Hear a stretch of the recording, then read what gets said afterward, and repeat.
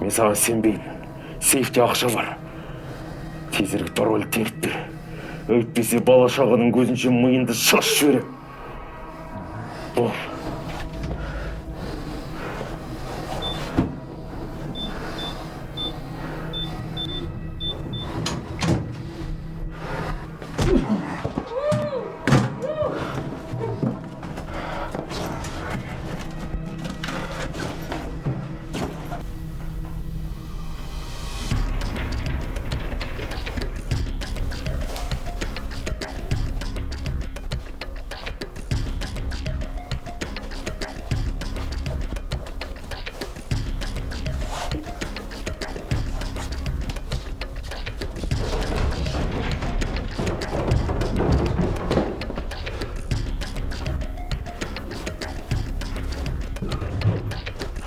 «85 Паратайға, Дөрментаева, 34 тревожный кнопка».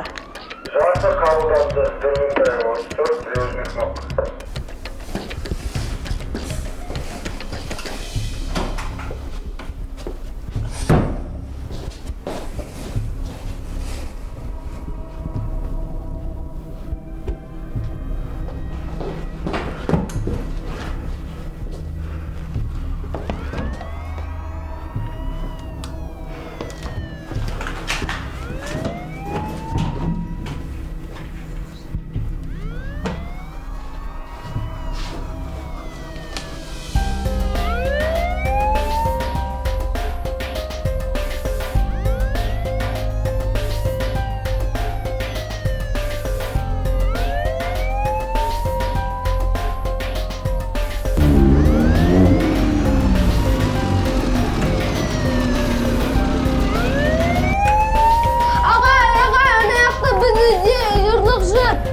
Так, қыз алып қалыңыз. Қайда кетті?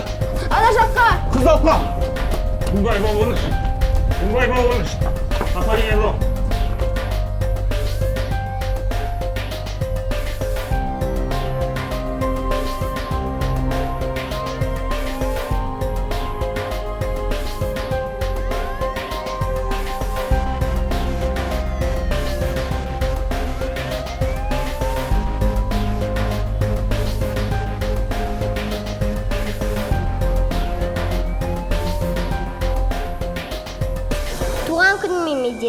Мына кітапта қазақтың салт дәстүрлері, дініміз, жыр дастанымыз бен әдеп ғұмырлары жазылған.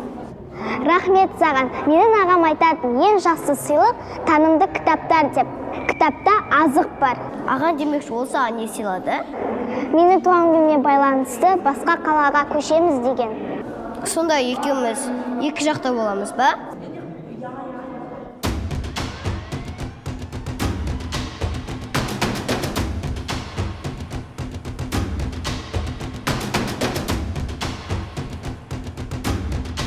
Мынау қайсысы тағы?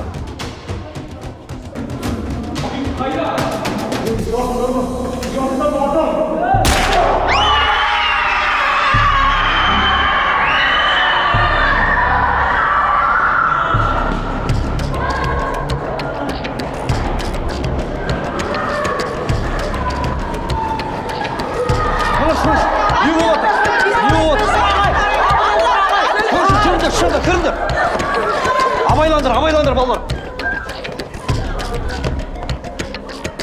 Ақына.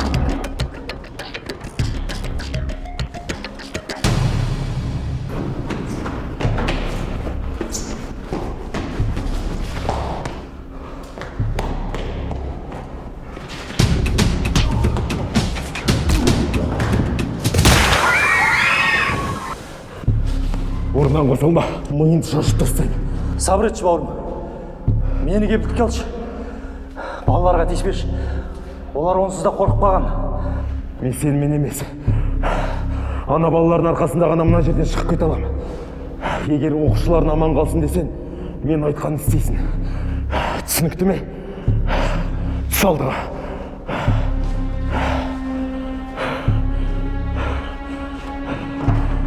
Ойнаш, бауырым. Түс алдыға. Аш есікті.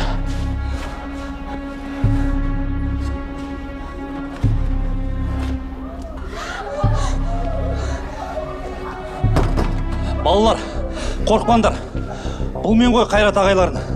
Сахнаның артынан түсіп, төмен қарай орындыққа отырыңдаршы. Уәде берем, сендермен ешнәрсе болмайды.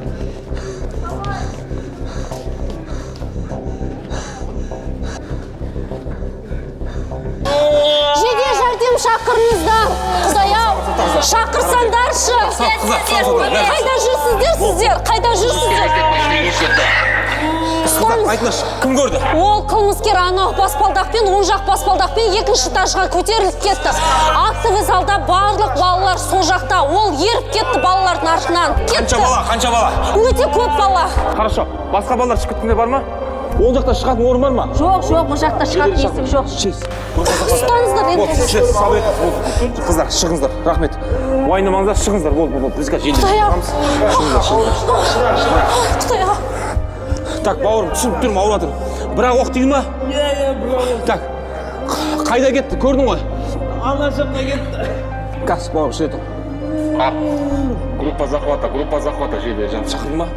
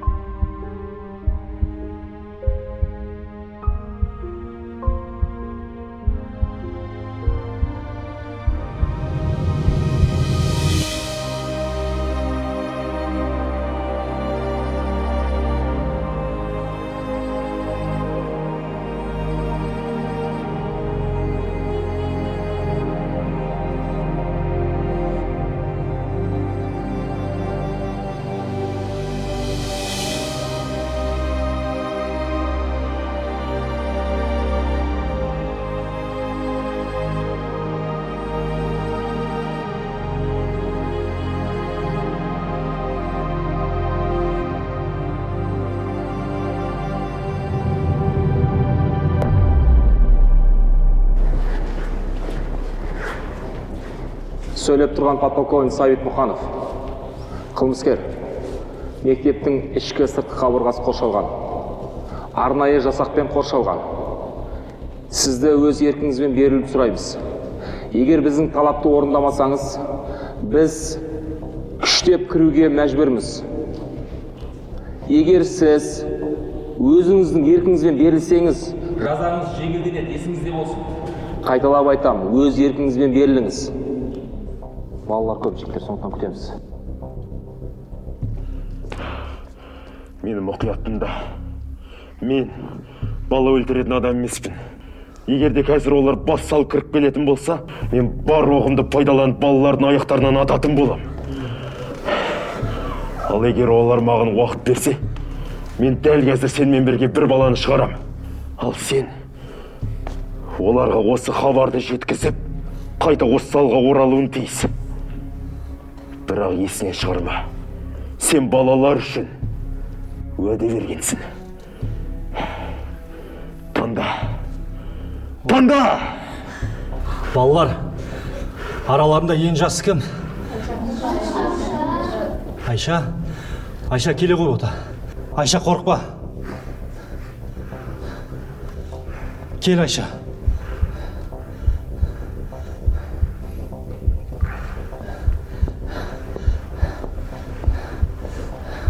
Қорықпа. Біз ақырындап шығамыз.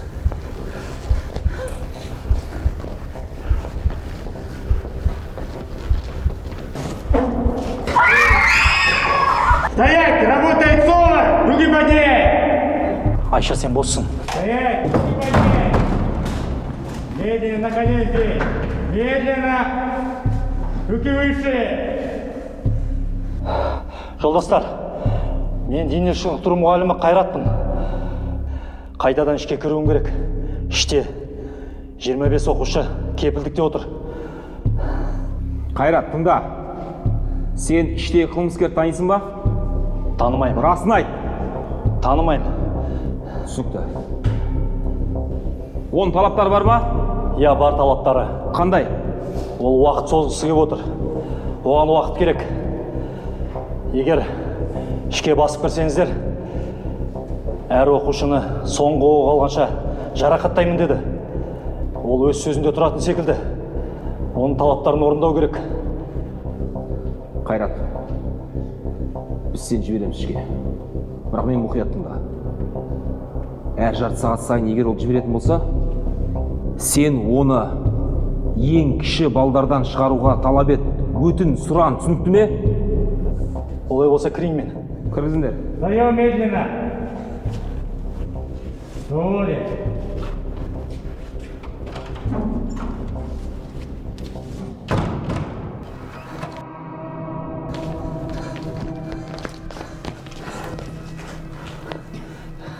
Сен талабыңды орындауға дайын. Өтініштері бар. Осында отырған оқушылардың ең жасынан бастап жіберсен дейді. Мен сені танып қойдым. Сенің атын Арман емес пе? Местом полковник, ждем команду. Сабыр, күтеміз. Тегі оқ атылғанда шабуыл жасаймыз. Қалай қабылданды? Принял. Сен мектепте үздік спортшы едің ғой. Не болған саған, Арман? Жылдар бойы жинаған тәжірибеңді осындай жағдайға апарғанына не себеп? Сен оның себебін бәрібір де түсінбейсің. Өйткені сен біз сияқты жетім емессің. Спорт дейсің бе? Не берді ол маған? Үлкен жарыстарға шын мықтылар емес, танысы мықтылар ғана барады. Халықаралық жарыстарға қатыспасан, кім сені ұлттық құрамға кіргізеді? Айлықты да тек сол кезде ғана ала аласың. Мына республиканы ауыл аймақта аралағаннан түк те пайда жоқ. Мен жалғыз қарындасымды қалай тастап кетем? Сен осыдан кейін қарындасына барам дейсің бе? Мен бұлай болады деп ойлаған жоқпын. Мен тыныш қана, ешкімді жарақаттамай, ешкімге зиян келтірмей, анау парақор көршімнің ақшасын ұрлап, басқа қалаға көшіп кетем деп ойлағам. Біле білсең, ол да менің көршім, Арман. Неге осы жағдайы жоқтардың барлығы байларды жемқор, парақор деп ойлайды? Сен қайдан білесің? Ол кісі жария етпей жүрген кәсібі бар шығар. Біле білсең, қаланың басында мешітті де салғанын көбісі біле білмейді.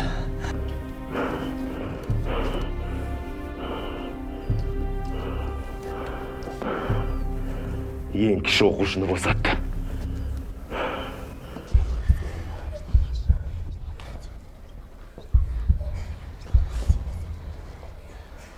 Балалар, мені мұқият тыңдаңдар. Бүгін үйге қайтасыңдар. Бірақ кезекпен. Арамыздағы ең жас бала кім? Азамат. Қайрат ағай, біздің арамызда ең кіші қыз бар. Ол Медина, біз оны бірінші босатқанымыз дұрыс болар. Медина, қорықпа, шық. Медина, қорықпа. Шыға ғой. Медина.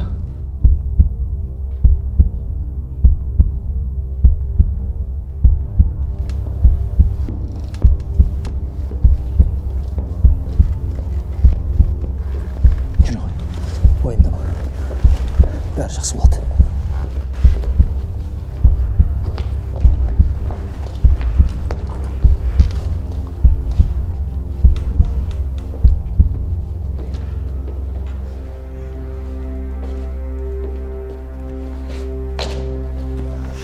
Жоқ, мен мына жерден шықпаймын.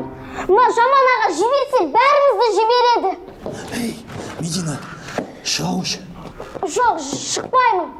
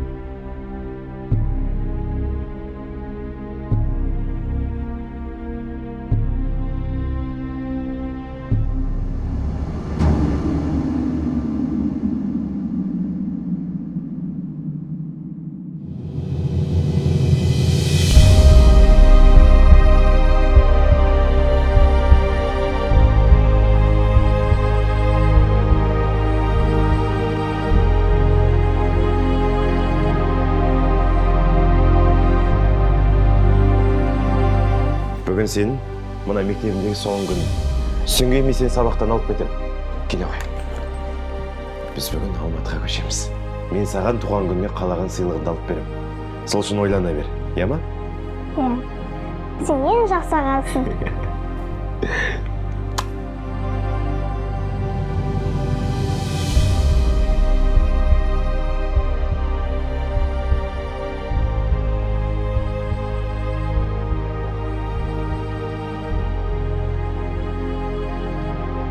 Сен ең жақсы ағасың. Сен жаман ағасың.